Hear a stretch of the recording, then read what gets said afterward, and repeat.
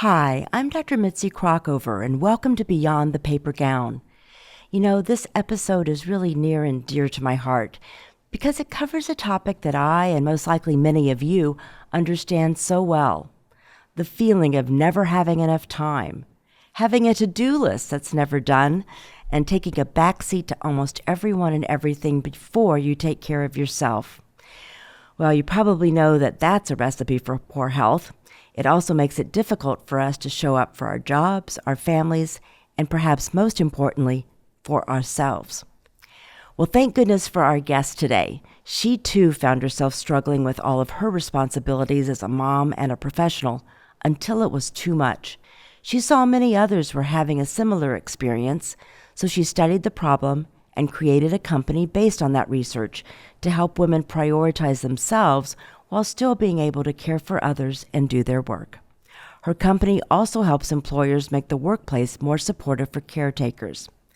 Leslie Forde, founder and CEO of Mom's Hierarchy of Needs, is here today to share her insights on reimagining self-care and to offer realistic solutions to address these challenges.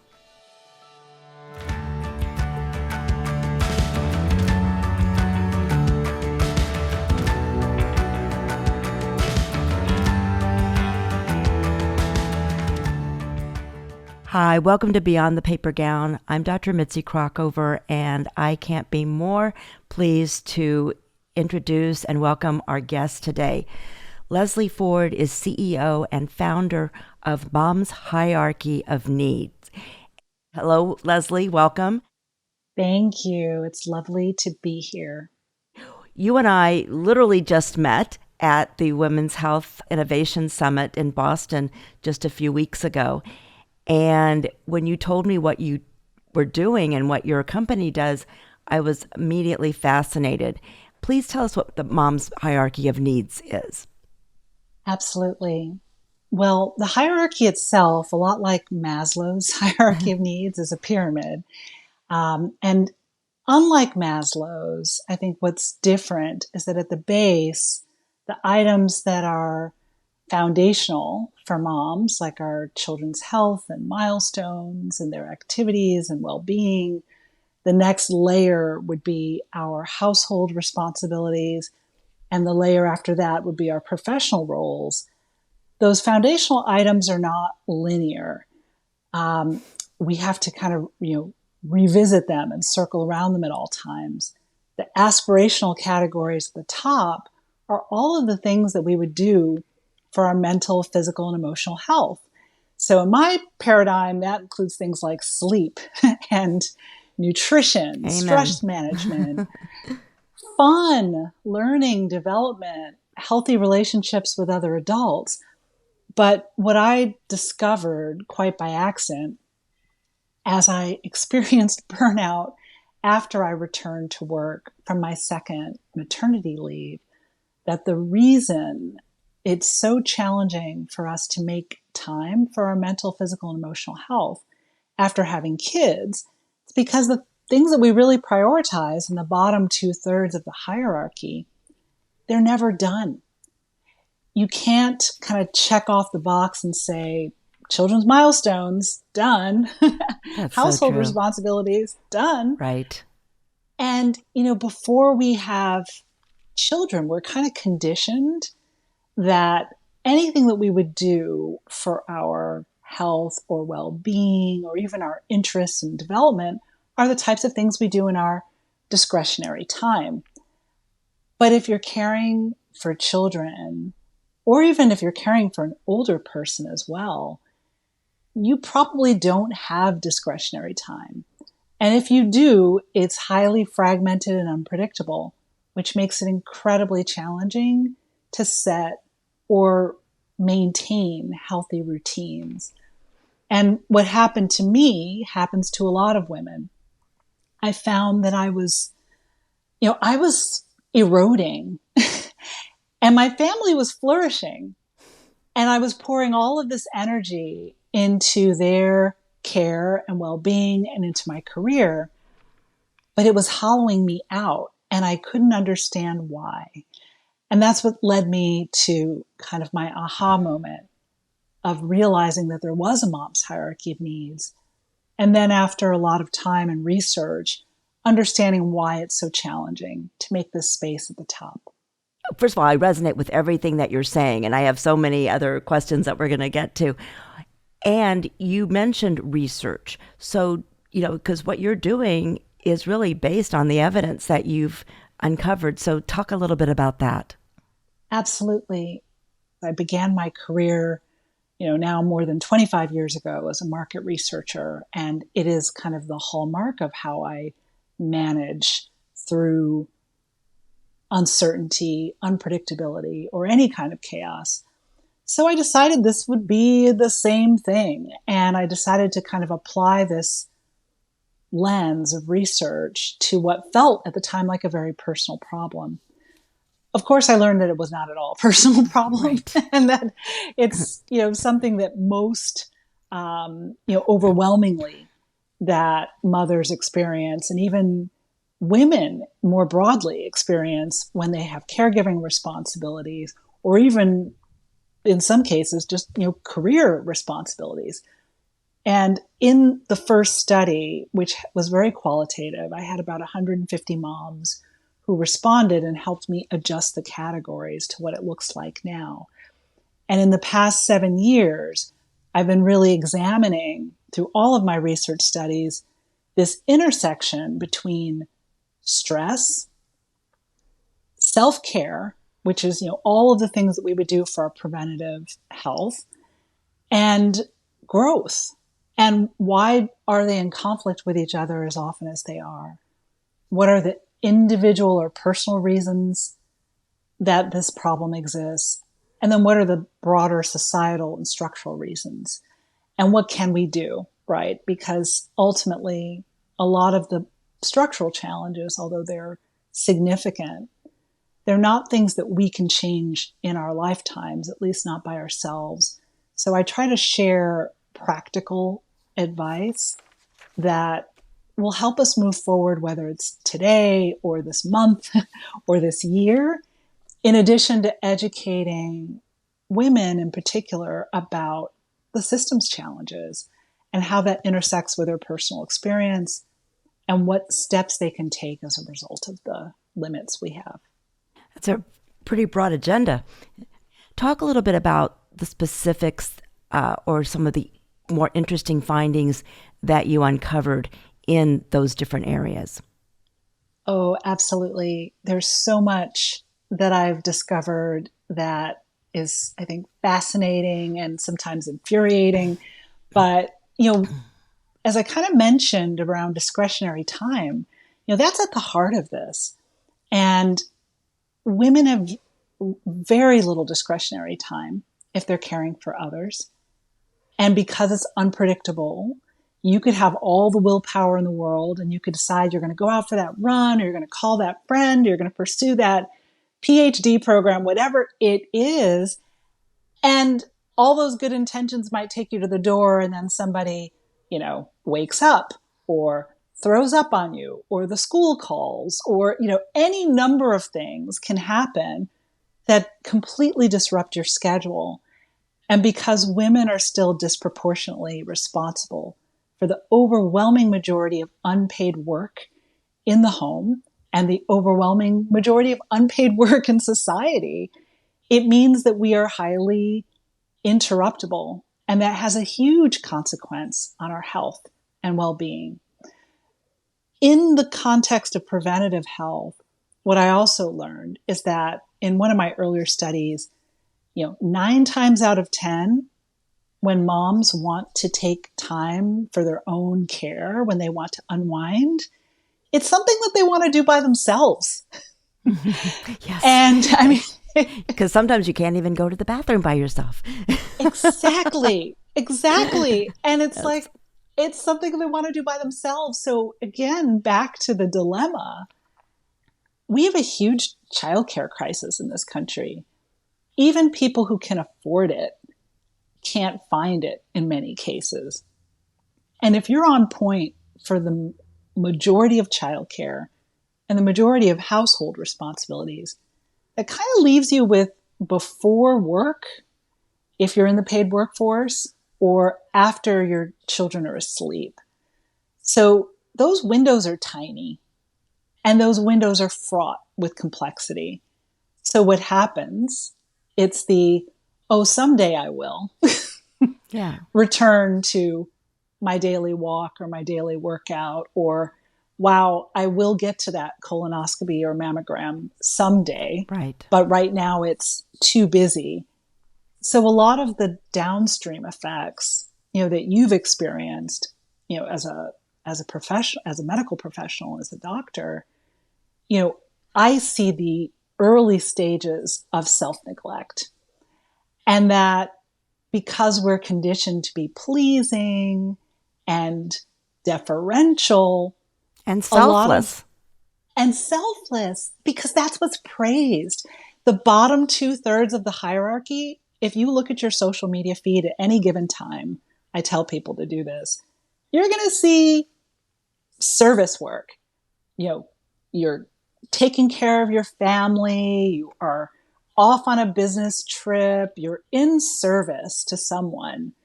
But how often do you see people proud that they've taken a nap? Right? That's so true. Proud that they've rested. Proud that they've gone for that workout. I mean, sometimes you see that, but not often. So inevitably what happens is we are just celebrated for being in martyr mode as much as possible. And that celebration feels good. It feels good to do what people expect of you because you're rewarded for it. And when you don't do what people expect, which is to say, no, I can't, I don't have time, I would rather, that reception in many cases will harm women in the workplace. It feels emotionally bad at home, but in the workplace, it has financial consequences. And when I started to look at the systems side of things, like the systems of work and how that plays out for most of us in our daily lives, or even the systems of childcare and public policy, what happens is there's no landing space for you to care for yourself. So in the workplace, if you are from an underrepresented or historically overlooked group, if you're a woman, especially if you're a woman of color, and you try to raise your hand and say, you know what, I'm struggling, I'm having trouble with this, or you're asking me to do something that I can't possibly do, or it's unreasonable, or the conditions have changed since we set these goals. So I need some different, I can't meet the same objectives when all of our conditions have changed, or I can't hit the same performance criteria when half my staff has been cut, or my budget has been eliminated. But instead of having that like rational conversation from a place of power, oftentimes women lack the positional power or the social power in the workplace. Our boundaries are not respected in the same way.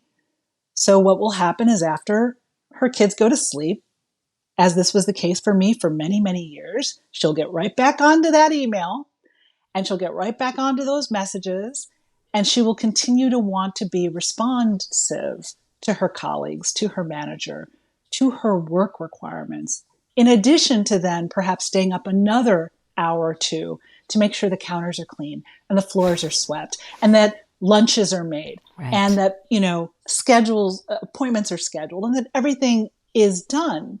But again, there's no done. Yeah. So it sets up this really vicious cycle of self-neglect, ignoring our own health while being in service to others, and being always on and not having the kind of respite or downtime that's really required to recalibrate, to reflect on what you really need, to just adjust to the huge amount of environmental pressures that we're under right now. Absolutely. Two things come to my mind as you're speaking. First of all, is that we know that there is research that shows that caregivers have worse health outcomes because, for exactly what you just said, don't go and get the preventive care that they need, or may not even go and get the acute care that they need because of the responsibilities. So that does resonate. The other part that I'm thinking, and maybe again resonating with, is that while you're talking about all of those things, I was an older mom. My second child, I was 41. So I was already starting to go through changes, right? And so on top of that, not trying to figure out, let alone trying to figure out which changes were the pregnancy, the having the newborn, and then potentially perimenopause, it was experiencing that was sometimes overwhelming. Absolutely. You raise another really important point that, at least here in the United States, women are having children later in life, Right. right? In the last like 15 to 20 years.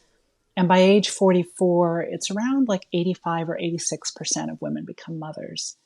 I also entered motherhood late. And I think what's not noted very often is that we're also more advanced in our careers. Yes. So we're at a stage where we are in leadership and we have incredibly, demanding professional schedules while suddenly adjusting to the chaos, right? The beautiful chaos that is Right. caring for a newborn or caring for toddlers. And they clash, right? At a critical time when work is demanding more, cognitively demanding more, physically demanding more from our time. We're also being pulled into all of these demands at home.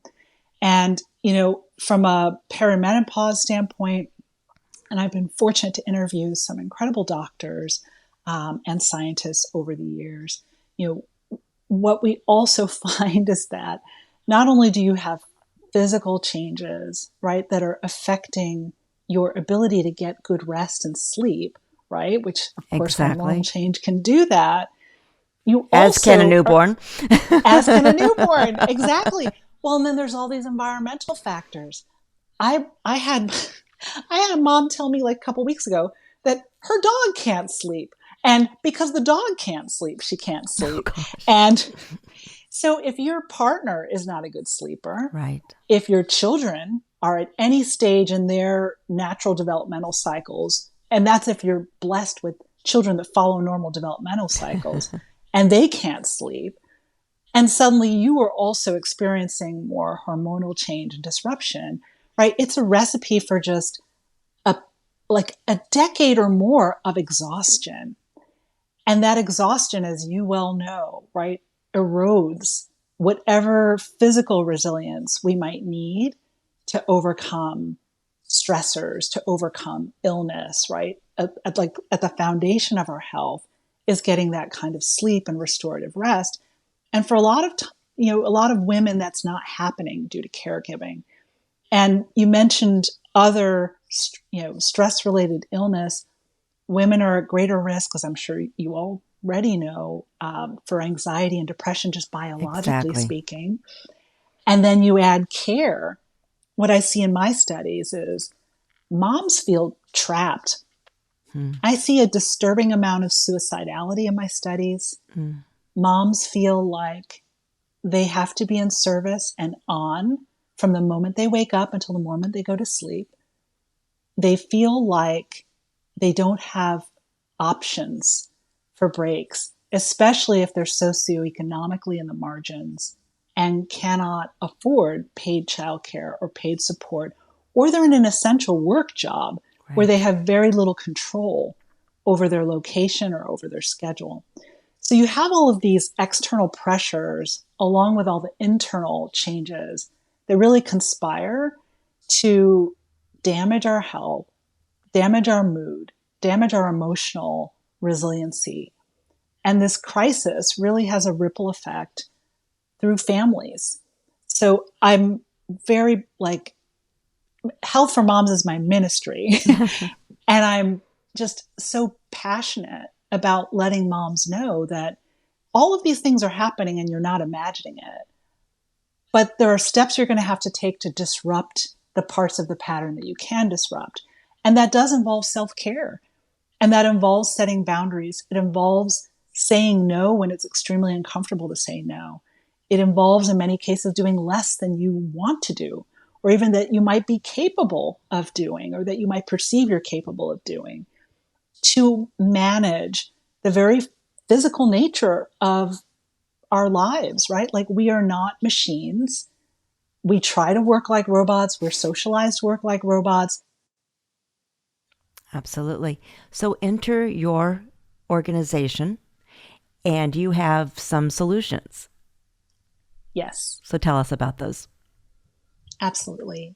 On the mom side, my focus is really motivation, education, and activation, helping moms understand what's going on. Because again, I think we've been, gaslit for so many years with these images of, whether it's social media and having these, Pinterest perfect cookies or homes or outfits, or it's the movies, or it's the books we read, or all of these things conspire to make us think that we're doing something wrong Yes. when it doesn't all come together perfectly. So that sets up moms for a huge amount of disappointment, which I think, again, what I see in my studies, it leads to this deep sense of inefficacy. So, I ask some self-efficacy questions, like, how do you feel that you're doing as a parent, if you're partnered, as a partner, if you're an elder caregiver, as a caregiver to an adult, as a worker, as as a friend. And what I inevitably see, especially since the pandemic, is people are saying they're doing terribly or not as well as usual at all of these things. Self-care is down now versus spring of 2020. And people ask me why, right? And I say, I'll tell you why, because the birthday party circuit is back. Activities are Right. back. The school sends 6 million emails. Scheduling a pediatric health appointment or any kind of health appointment takes 10 times as long. You have more forms to fill out, more lines to wait in, more queues to be in. And yet the infrastructure hasn't changed at all. As a matter of fact, for many people, it's worsened. So there's less time. There's more environmental stressors.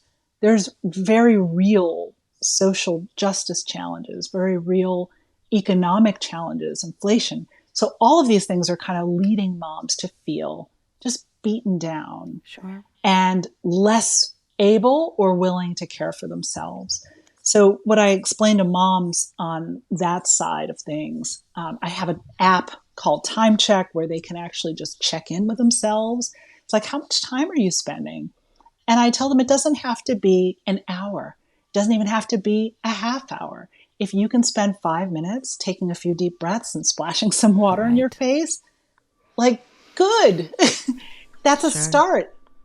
What I encourage moms to do is to ritualize self-care and think of it as a daily part of life, and to begin to ritualize boundary setting and think of that as a daily part of life, and start with the relationships or the environments where they feel safest and where they feel that they can confidently do that, and then work toward the environmental factors that might be preventing them from doing that. On the other side of my business, which is where I spend a lot of time, is in organizations. So I have the majority of the revenue part of my business is going into environments like, Fortune 500 companies. You also have a membership program for moms. Talk a little bit about that. Absolutely. So in the membership, there's two versions. There's a version with physical care packages, and I intentionally call them care packages because moms do not like to take care of themselves. They do not like to buy things for themselves.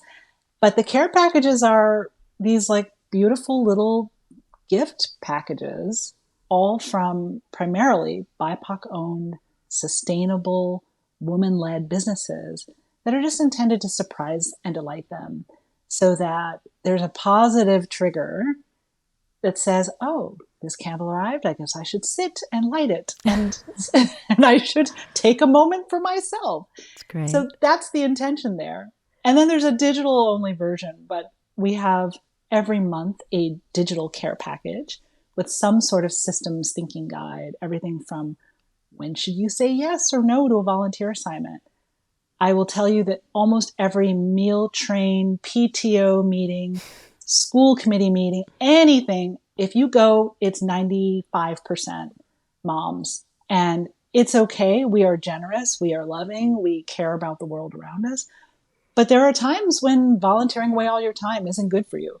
And you need to just be clear on when that is. So I write these systems guides that kind of emulate the things I've done to reduce the time I spend spinning, perpetually in service. And I share those. And then we meet once a month and we just talk as a group. Like we just had one last week, and the focus was really around, what kind of network of support do you need right now? And one mom who was in the group actually just changed jobs, and she has to physically go into an office like 2 or 3 days a week while she's ramping up. So we talked about, well, do you know your neighbors well? Yeah, right. Do you have a plan B and a plan C if there's a pickup or a childcare issue? Is your partner prepared to take on more? Like we just really problem solved. Like, what does this job transition mean? And how can she get support? We've done sessions on reflection, career fulfillment, what it means to grow. Like, what does growth mean to you in this season? So those are just me setting out a prompt in advance, usually a week before. And then I just go around the Zoom room and we talk about what these things mean. So it's really fun and it's really joyful. And I love the moms group. Oh, how can women avail themselves of these programs?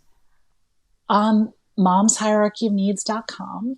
It's linked from my website. It's also linked from all the social places, Instagram and Facebook and LinkedIn. And I have links to the membership for moms in addition to all the programs for employers.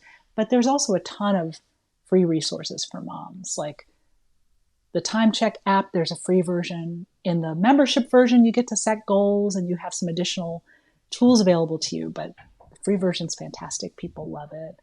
And there's a lot of articles. I have a weekly newsletter on Saturday nights where I always share just a personal story, something I don't share other places, that really kind of sets up the theme. And I interview incredible women, a lot of authors and doctors and scientists and experts, and share like everything related to mental, physical, emotional health and growth and how we can do it.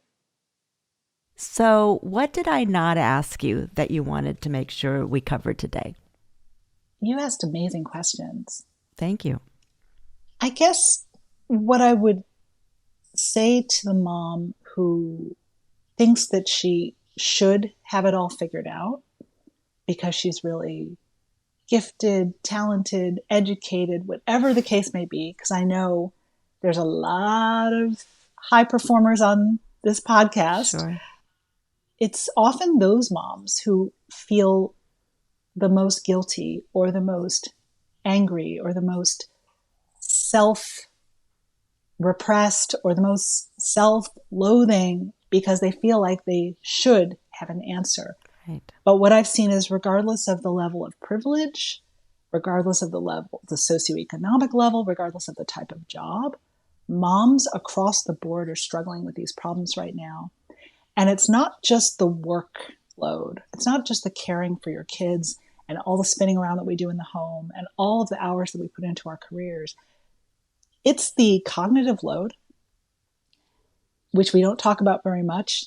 Everyone knows there's a mental load and that moms are disproportionately affected. Like if you're picking out sippy cups and you are trying to figure out what your clothes your kids should wear, and you're responding to the school and you're making, dinner, and all those things are happening at the same time. I mean, your brain feels like it's been in a blender, and it has. So cognitive overload is real. Decision fatigue is real. Sure. And they are part of what's driving your stress. So look at your schedule, look at the things that you are deciding, look at the decisions you are making, look at how much is on your mental list, and see how you can push that aside, routinize things. My kids are sick of eating the same breakfast, oatmeal, might I add, every morning. But I tell them, you know what? It's nutritious and It's easy. And this is not a diner. And you are going to get oatmeal, except for on Saturdays when I make like French toast or pancakes. But during the work week, we've standardized on oatmeal. And I tell them that. And I'm not ashamed of telling them that. And sometimes for dinner, it's the same thing. It's like, well, why barley again? Well, I have leftovers. I have leftover barley. And we are reimagining and giving new life to this barley because it's easy and it's made and it takes me less time. Sure. And I don't have to think about it. And protecting my mental energy is a top priority for me right now. So I can spend it on other things. So, be candid with your family about what you're trying to do for yourself and for them, and give yourself the permission to be a human. Beautifully said. Leslie Forde, CEO and founder of Mom's Hierarchy of Needs. Thank you so much for being with us today. Thank you. I hope you enjoyed this episode as much as I did. We've discussed everything from the importance of self-care to systemic challenges, and I hope that you're coming away with actions you can take now to better care for yourself, whether it's taking some me time, reviewing your schedule, or advocating for yourself and others at work. And not to sound too preachy, but self-compassion and boundary setting are not just acts of self-love, but they're also acts of survival. We will provide links to the Mom's Hierarchy of Needs website and the app in our podcast notes. And please check out part 2 of my conversation with Leslie Forde, which will be available the week after we drop this episode. We focus on the specific ways that employers can support their employees and policies that can improve caretakers' lives. And we'd love to hear from you, so please leave us a comment on our social media. And I also invite you to visit us at beyondthepapergown.com, where we not only feature our podcast, but also have some great articles on various health topics, as well as a community calendar of women's health events and a marketplace with discounts on women's health products and subscriptions. And while you're there, sign up for our newsletter so you can keep up with the new podcasts, learn about events and ways to engage in women's health activities, and we even throw in a healthy recipe. As always, thanks for listening, and take good care.